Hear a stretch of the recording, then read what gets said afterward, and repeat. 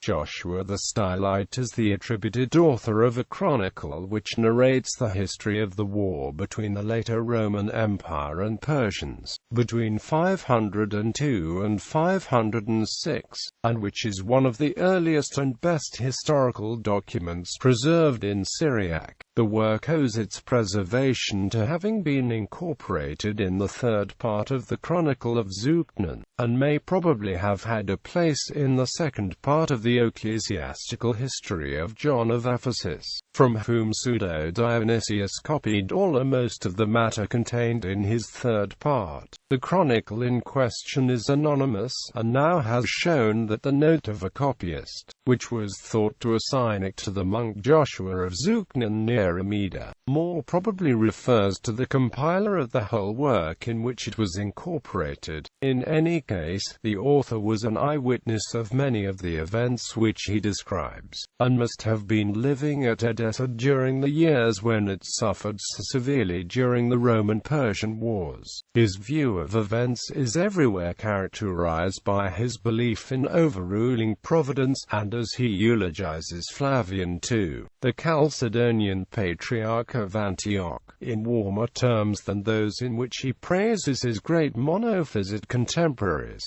Jacob of Serra and Philoxenus of Magog. He was probably an Orthodox Catholic. The chronicle was first made known in a Semanes abridged Latin version and was edited in 1876 by Paul and Martin and by William Wright in 1882, after an elaborate dedication to a friend the priest and abbot Sergius. A brief recapitulation of events from the death of Julian in 363 and a fuller account of the reigns of the Persian kings Peroz I and Balash. The writer enters upon his main theme, the history of the disturbed relations between the Persian and Roman empires from the beginning of the reign of I, which culminated in the Great War of 502–6, from October 494 to the conclusion of peace near the end of 506. The author gives an analytic account, with careful specification of dates, of the main events in Mesopotamia, the theatre of conflict such as the siege and capture of Amida by the Persians, their unsuccessful siege of Edessa, and the abortive attempt of the Romans to recover Amida. The work was probably written a few years after the conclusion of the war. The style is graphic and straightforward, and the author was evidently a man of good education and of a simple, honest mind. A modern German translation with a good historical commentary was published 1997.